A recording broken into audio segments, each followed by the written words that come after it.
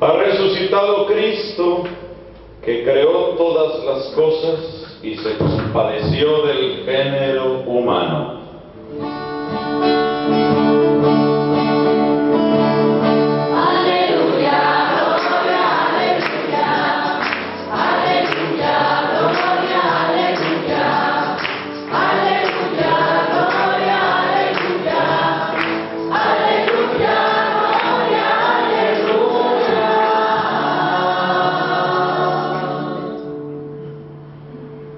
El Señor esté con ustedes. Y con tu espíritu. Lectura del Santo Evangelio según San Juan. Al oscurecer, los discípulos de Jesús bajaron al lago, embarcaron y empezaron a atravesar hacia Cafarnaúm. Era ya noche cerrada y todavía Jesús no los había alcanzado. Soplaba un viento fuerte y el lago se iba encrespando. Habían remado unos 5 o 6 kilómetros cuando vieron a Jesús, que se acercaba a la barca caminando sobre el lago, y se asustaron. Pero Él les dijo: soy yo, no temáis. Querían recogerlo a bordo, pero la barca tocó tierra enseguida en el sitio a donde iban. Palabra del Señor. Gloria a ti, Señor Jesús.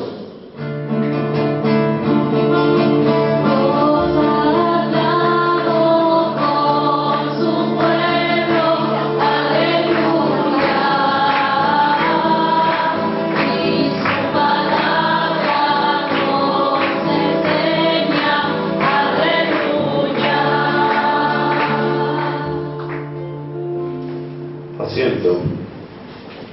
Mis hermanos, hagamos juntos el ejercicio por excelencia frente a la palabra de Dios. Ese ejercicio de meditación y de acogida de la palabra se suele llamar lección divina. En nuestro caso, lo que vamos a hacer es recoger algunos de los versículos, mirarlos, apropiárnoslos, saborearlos y, ¿por qué no decirlo?, disfrutarlos. Vamos a gozarnos en la palabra. Empecemos por la primera lectura, la de los Hechos de los Apóstoles, capítulo 6. Es un texto muy importante por muchas razones. Es el comienzo de lo que nosotros llamamos el diaconado en la iglesia. Se habla de los diáconos. La palabra diácono quiere decir servidor. Los diáconos. ¿Y de dónde viene esta noble institución en la iglesia? Viene de la necesidad del servicio. De ahí viene. Pero yo quiero ir destacando algunos puntos de esta lectura. Dice aquí: al crecer el número de los discípulos, los de lengua griega se quejaron contra los de lengua hebrea. Peleas, divisiones.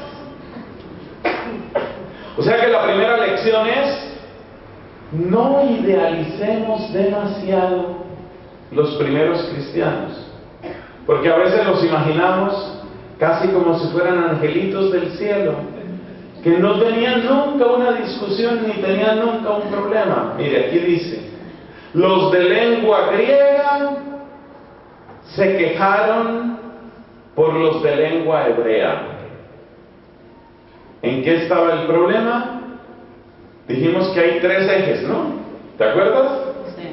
3 ejes que son fáciles de recordar como norma mnemotécnica con los votos que hacemos los religiosos: pobreza, castidad y obediencia. Aquí aparece el primer eje, el problema de los recursos. Imagínate, estaba jovencísima la iglesia y mira ya, problemas de recursos. Los de lengua griega se quejaron diciendo que en el suministro diario no atendían a sus viudas. Problemas de distribución. A la hora de dar, que todos den. A la hora de repartir, parece que los repartidores eran sobre todo de origen judío, de lengua hebrea. Entonces ellos, a los necesitados de lengua hebrea, venga para acá, tenga usted, reciba usted. Y a los de lengua griega, esos que esperen otro poquito, esos no son tan urgentes, con esos no hay tanto problema. Primeros cristianos, siglo I, dificultades de repartición de los bienes. Es para que nos demos cuenta que esto es real. Esto es real. Pero, ¿cuál sería el problema? ¿Sería que el problema era simplemente lingüístico? Como decir los de lengua francesa y los de lengua alemana. No. Los llamados de lengua hebrea son los judíos. Judíos que vienen del pueblo elegido. Nosotros somos los primeros. Nosotros somos los tradicionales. Nosotros somos los que siempre hemos mandado. ¿Quiénes son los de lengua griega? Los de lengua griega son los recién llegados. Porque resulta que alrededor del pueblo judío, sin que el pueblo judío tuviera propiamente vocación misionera, se había ido creando un grupo de simpatizantes. Y esos simpatizantes, ¿qué características tenían? Son los prosélitos. Así los llama la Biblia, los prosélitos. Eran gente que no era de raza judía, que no hablaba la lengua hebrea, pero que habían sido llevados por el Espíritu Santo poco a poco, habían sido llevados a amar las escrituras hebreas y tenían en su conciencia como esa claridad de que hay un solo Dios y ese Dios se le ha manifestado a los judíos. Lo que sucede es que el judaísmo era, y sigue siendo, una religión bastante cerrada en eso de aceptar a la gente. Eso, gente que se convierta al judaísmo, eso no es tan fácil. Ni era fácil en el siglo I, ni es fácil 20 siglos después. Los judíos siempre han sido muy celosos de cuidar su condición de pueblo elegido. Pueblo elegido. Entonces, para nosotros no es eso de estar aceptando gente. Entonces, la diferencia no era simplemente de lenguas, la diferencia es nosotros, los judíos, somos los que tradicionalmente hemos estado cerca de Dios, somos los que llegamos primero, nosotros somos los que siempre hemos estado, nosotros somos los verdaderos, mientras que los otros son simpatizantes. Es decir, se formó como una especie de cristianismo de primera clase entre los que se convertían del judaísmo y cristianismo de segunda clase, los que venían del paganismo. Y aquí hay una lección muy interesante, porque esto va a seguir sucediendo también a lo largo de la historia de la iglesia. En los movimientos, la gente que llegó primero siempre tiene la tendencia a considerar nosotros somos los verdaderos. Mientras que los otros son los recién llegados, que en realidad no saben bien cómo hacen las cosas. Los que sí sabemos somos nosotros. Los otros, más o menos, aciertan en alguna cosita, pero no es que sepan mucho. Esta es una tendencia permanente en la iglesia. Esa tensión es la tensión intergeneracional.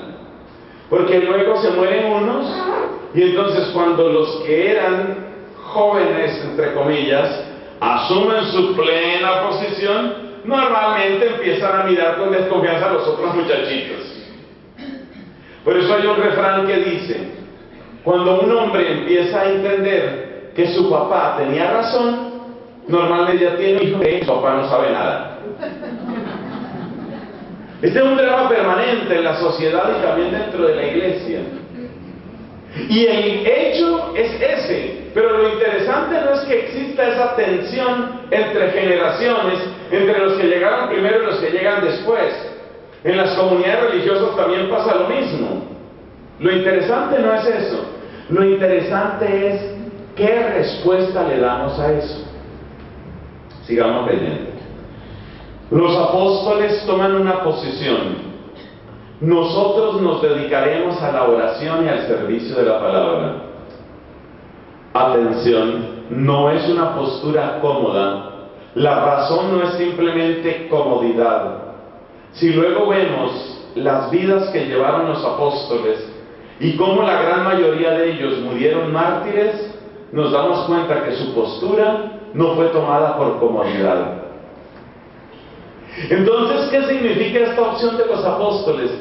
Significa que lo primero que hay que salvaguardar es la oración y la enseñanza, que es lo que hemos visto en el retiro de hoy. Y es que estas lecturas no las escogimos para hoy. ¿Sí o no? ¿Dónde está la gente que preparó liturgia? Esta es la lectura que la iglesia tiene para hoy. Es que nos está hablando el Señor aquí.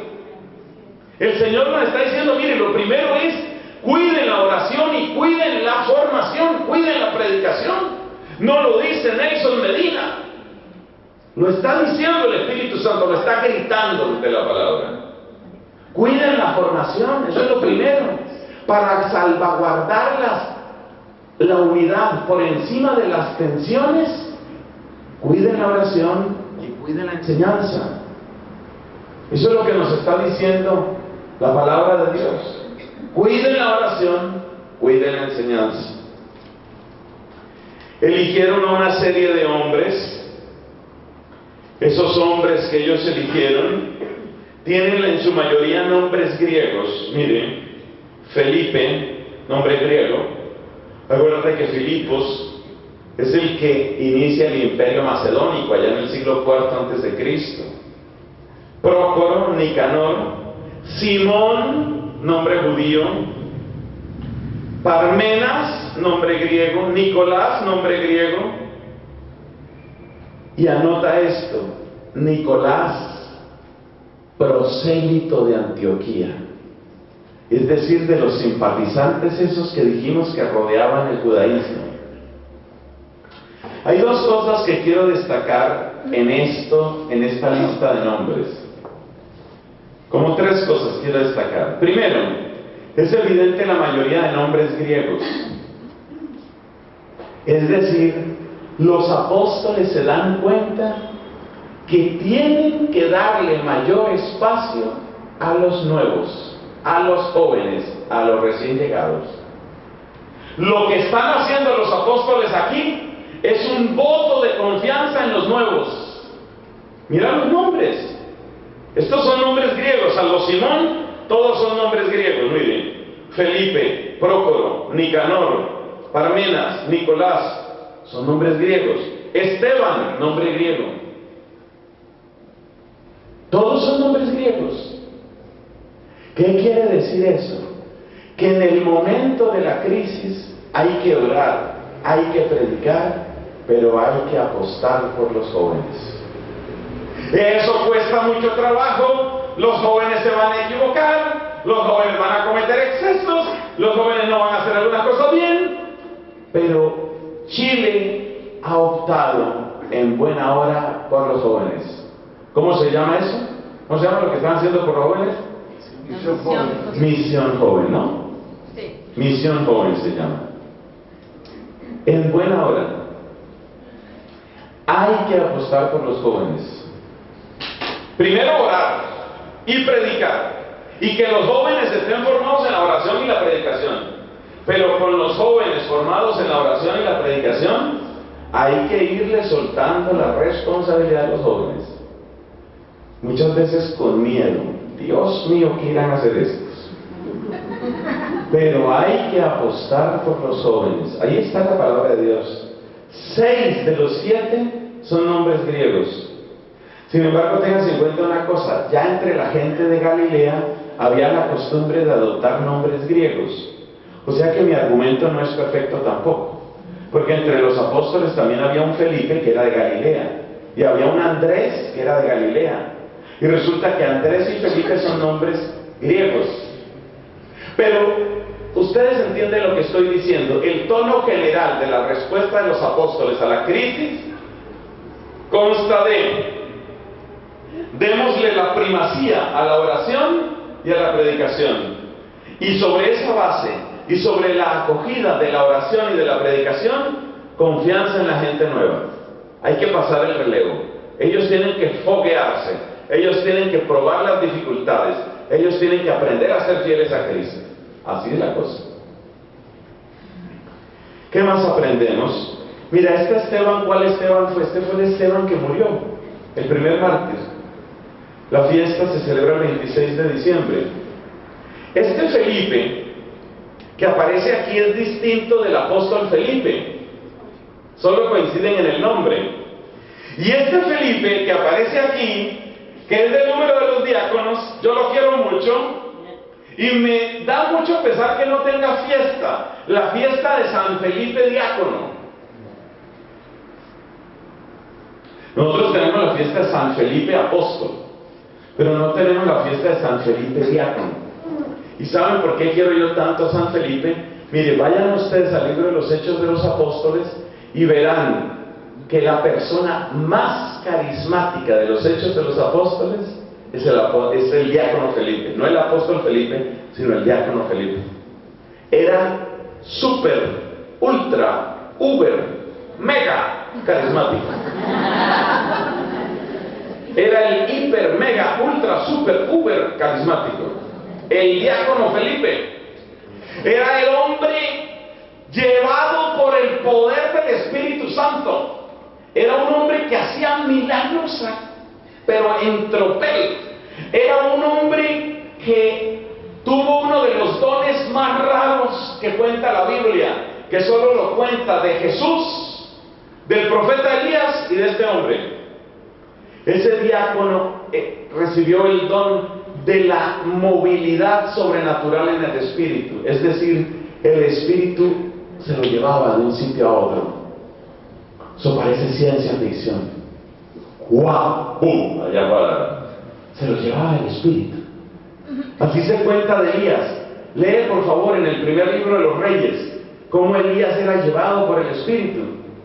Una vez se encuentra con el rey ese que no servía de nada, un pedazo de tristeza de rey, un títere de rey llamado Ahab, porque la que mandaba era la esposa pagana y perversa llamada Jezabel.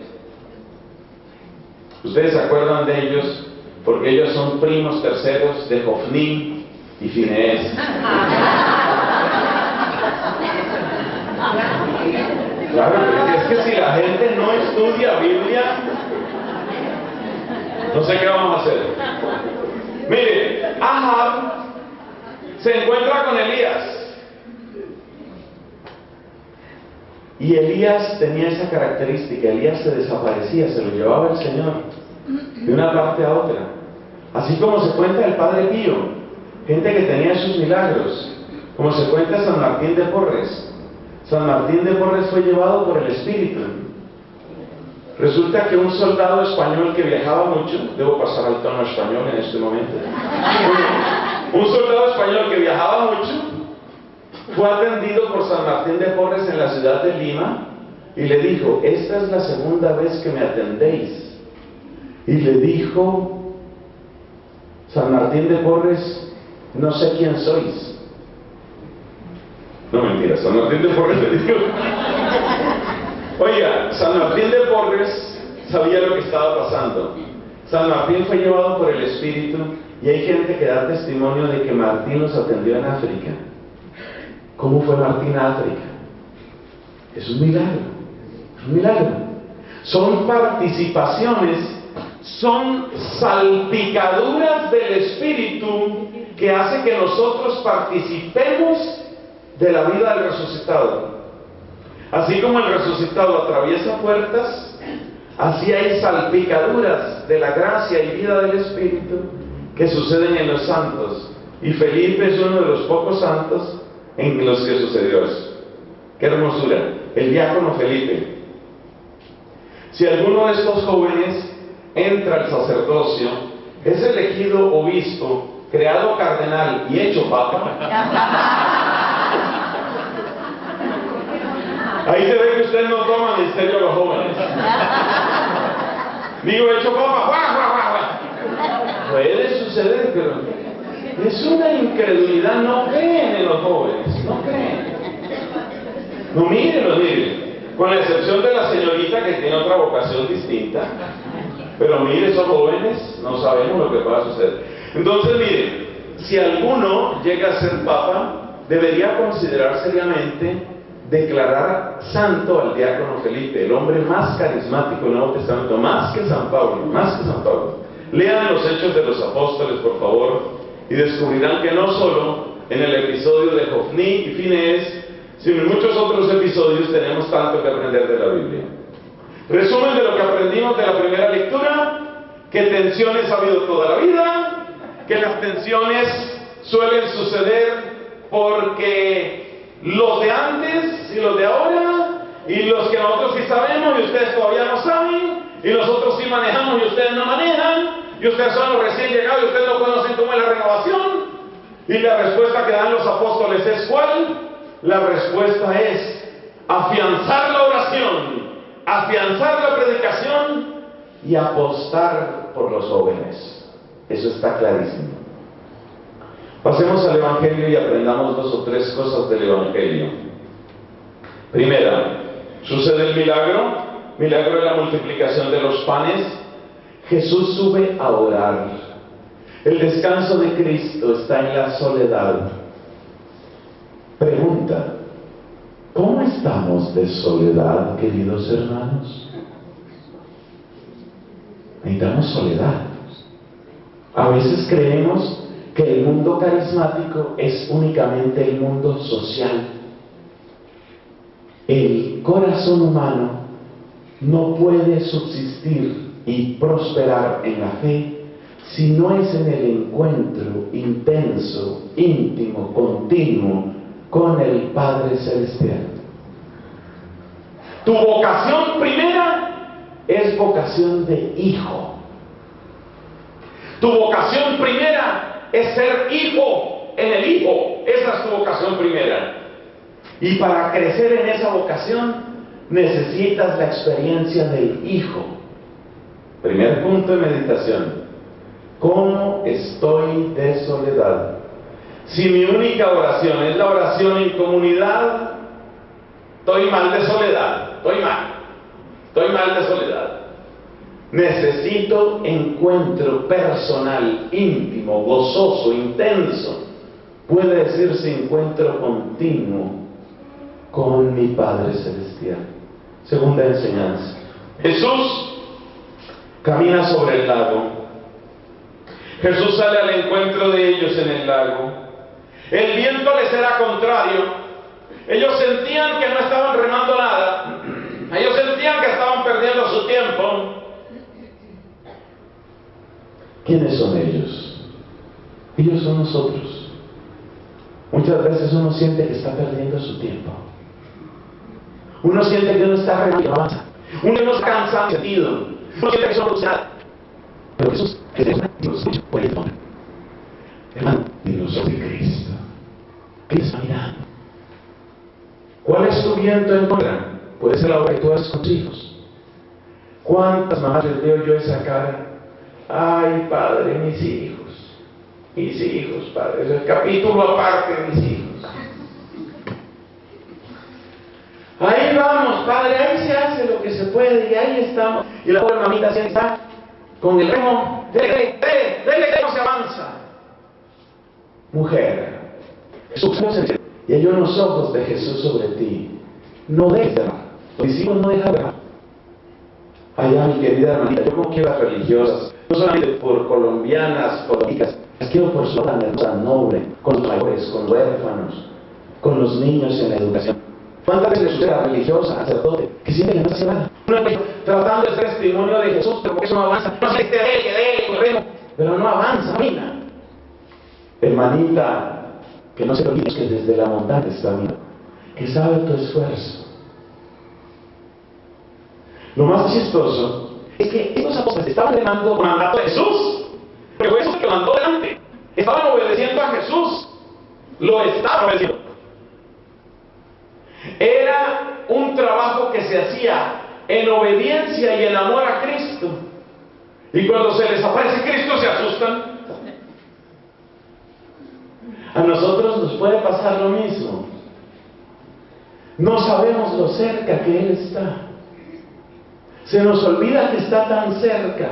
Cerca con su mirada, cerca con su oración, cerca con su cuerpo. Jesús está cerca con su cuerpo. Se nos olvida lo cerca que está. Y cuando caemos en cuenta nos asustamos. ¿Y por qué nos asustamos? Porque no creíamos que estuviera tan cerca. Hermana mía, hermanita, cuando te esfuerzas en tu trabajo y te parece que nadie lo ve, Jesús está más cerca que nunca. Querido profesor, querido papá, querida mamá, cuando tú sientes, ¿yo qué estoy haciendo? Yo estoy perdiendo el tiempo, yo aquí no hago nada.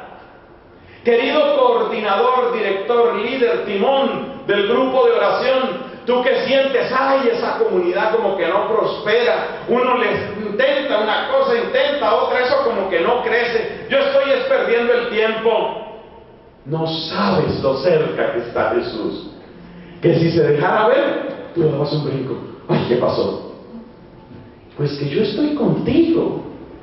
Si tú estás trabajando en obediencia y amor a mí, yo estoy contigo. Pero la parte más bella es la del final. Entonces ellos, dice aquí, es que esto toca leerlo, mire, dice, querían recogerlo a bordo. Sí, siga, siéntese por ahí. Querían recogerlo a bordo, pero la barca tocó tierra enseguida en el sitio a donde iban. Hay dos modos, ambos bellísimos, de entender este versículo. Y con esto terminamos. Porque pues ya casi tienen que servir el desayuno. Hay dos modos bellos de entender este versículo. Primer modo, con Jesús el camino se hace corto. Llevaban 5 o 6 kilómetros, dice ahí. Es que esto tocaría verlo en el mapa. Si tú miras en el mapa, el trayecto que les faltaba hasta Cafarnaúm era todavía muy largo, era un terreno, era de kilómetros. Pero cuando llega Jesús, el milagro que vimos en el diácono Felipe, ese milagro de movilidad sobrenatural, Jesús lo realiza no solo en sí mismo, sino en sus apóstoles. Con Jesús es inmediato.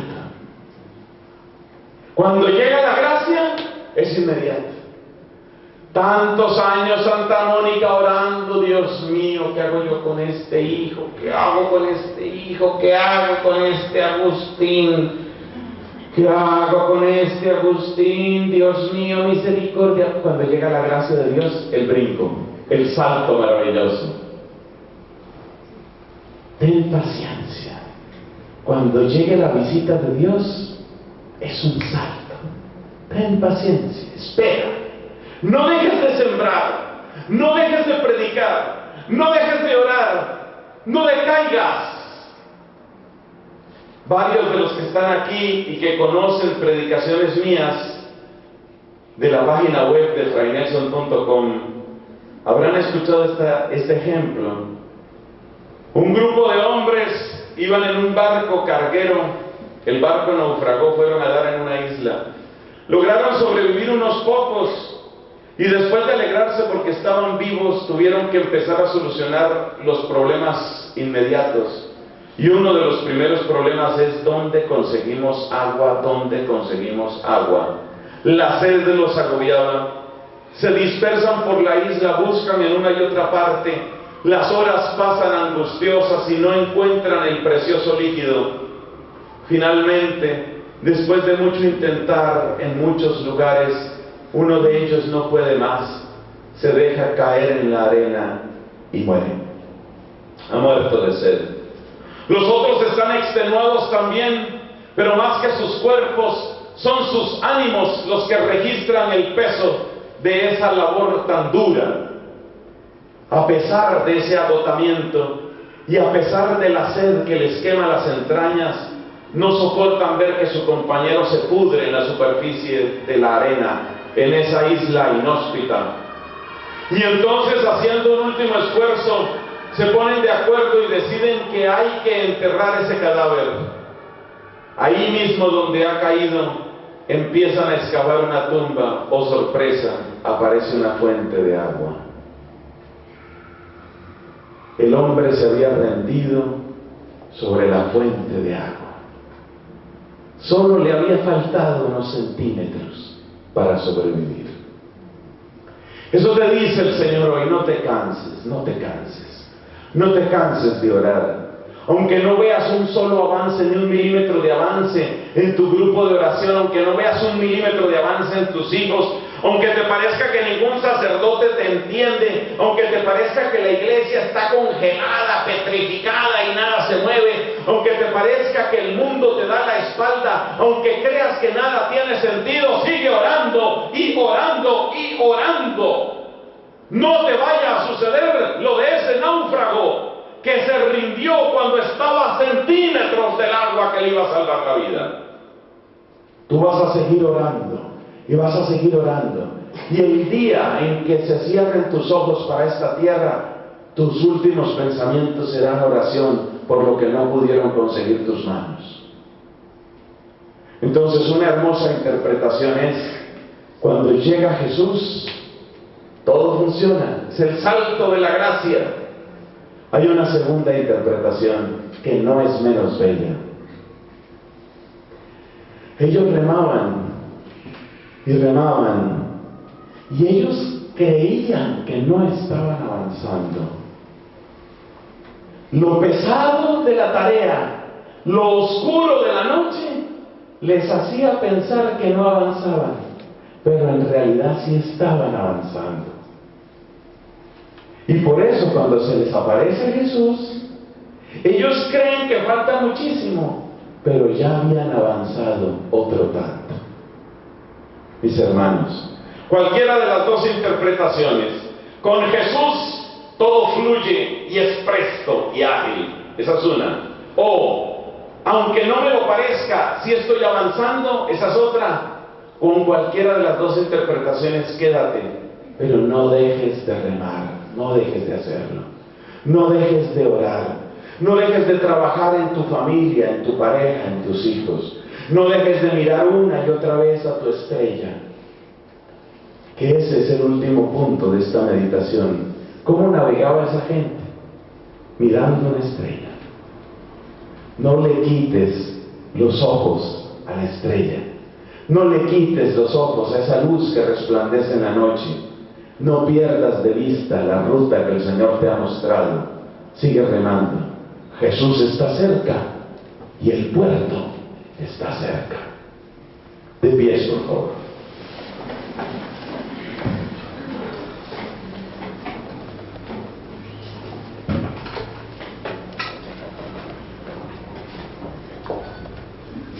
Mis hermanos, vamos a presentar intenciones en este momento.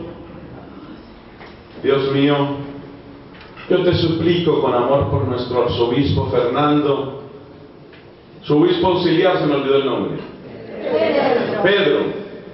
Te pido, Señor, por nuestro arzobispo Fernando, te pido por su obispo auxiliar Pedro, te pido por nuestro Papa Benedicto, verdaderamente bendecido, Te pido por el Padre Claudio y por todos los sacerdotes de la arquidiócesis.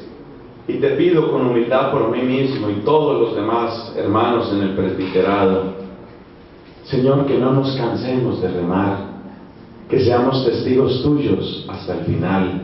Escúchanos, Señor. Vamos a ofrecer unas cuantas intenciones por orden, levantando la voz para que los demás escuchen. Si tú vas a decir una oración y otra persona empieza primero que tú, no vayas a pensar, no me dejaron orar. Después de cada intención decimos la respuesta que ustedes conocen. A ver cómo son esas intenciones.